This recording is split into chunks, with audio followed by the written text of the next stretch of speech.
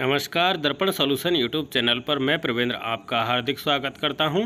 आज इस वीडियो के माध्यम से हम APAR को फिनिश एंड फॉरवर्ड करने की पूरी प्रक्रिया जानेंगे। साथ में ई साइन करने की प्रोसेस भी इस वीडियो के माध्यम से हम जानेंगे। तो आप इस वीडियो के लास्ट तक बने रहें, जिससे आप अपने लॉगिन पर ई साइन करना और फिनिश एंड फॉरवर्ड APR करना सीख सकते हैं। तो ये पूरी प्रक्रिया आपको इस वीडियो के माध्यम से बताई जाएगी, जिससे आप APAR फिनिश एंड फॉरवर्ड कर सकेंगे। तो सबसे पहले स्टाफ लॉगिन पर जाएंगे। हम रिपोर्टिंग ऑफिसर के स्टाफ लॉगिन पर लॉगिन करेंगे और लॉगिन करने के बाद हमारे सामने इस तरह का इंटरफेस दिखाई देगा। हम जाएंगे यहाँ पर APAR पर।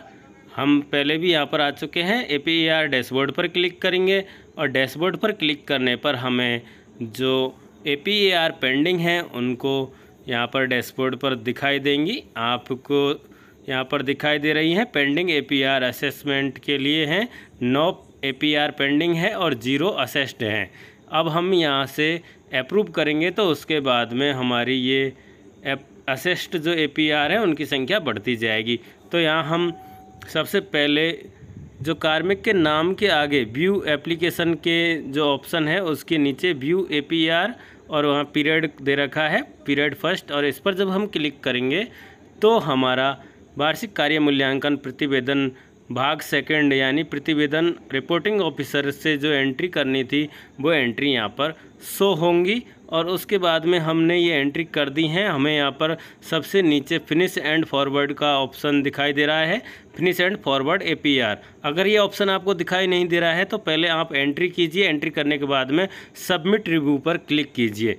सबसे पहले आपको काम करना होगा, सबमिट रिव्यू पर आपको क्लिक करना होगा। अगर आपने ऊपर की एंट्री सेव नहीं की हैं तो आप पहले से एंट्री भरें और उसके बाद में सबमिट रिव्यू पर क्लिक करें। और नीचे आपको दिखाई दे रहा है, आप कुछ भी एडिट करते हैं तो आप save /update data using submit button, यानी कि आप अगर कोई भी एडिट करते हैं तो पहले आप सबमिट रिव्यू पर क्लिक करेंगे, उसके बाद ही आप इसको फॉरवर्ड करेंगे। यानी आप जितनी भी APAR भर रहे हैं उसमें आपने पहले सबमिट रिव्यू कर दिया है, फिर भी आप एक बार सबमिट रिव्यू पर ज़रूर क्लिक करें और उसके बाद ही फिनिश एंड फॉरवर्ड करें।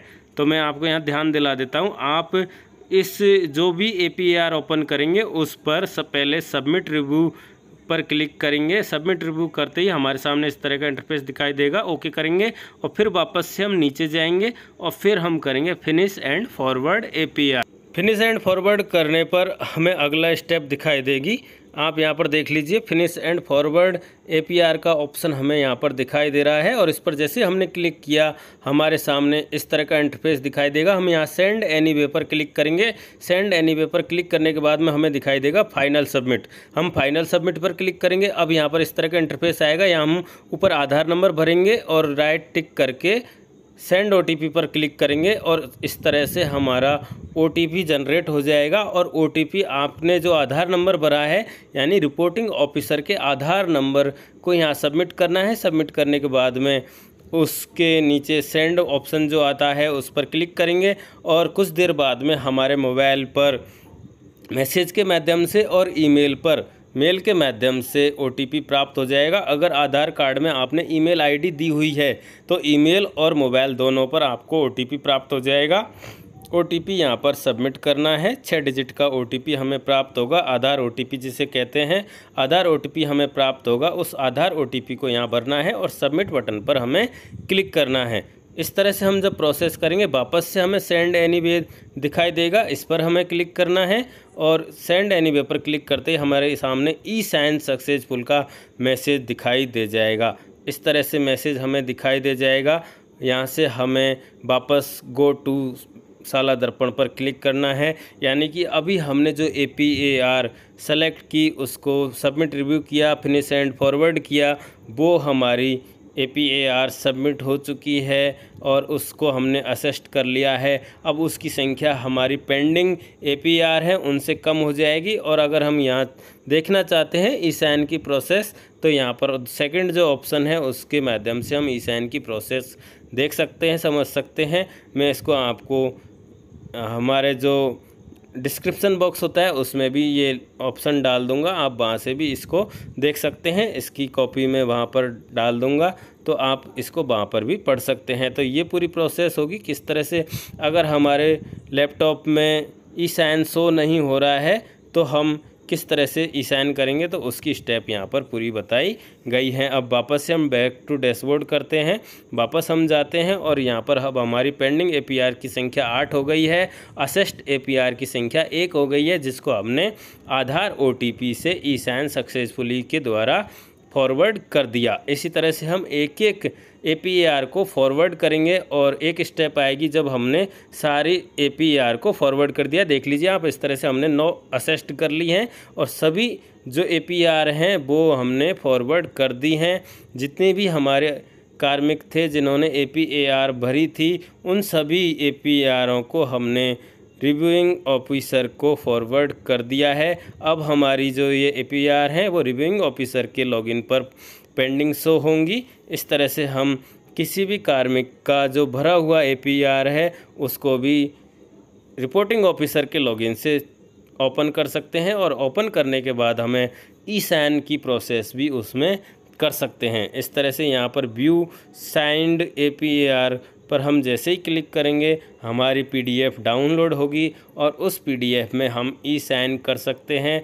ई साइन की प्रोसेस आपने पहले देख ली है और स्टेप बाय स्टेप वीडियो में भी मैं आपको बता दूंगा। इस तरह से आप थोड़ा टाइम लगेगा, जैसे यहाँ पर डाउनलोड होगी PDF वो आपको ओपन हो जाएगी और ओपन होने के बाद में आप जो जो स्टेप करेंगे, आपने पहले भी सिग्नेचर वैलिडेट करने की प्रोसेस की होगी, वही प्रोसेस यहाँ पर हम करेंगे।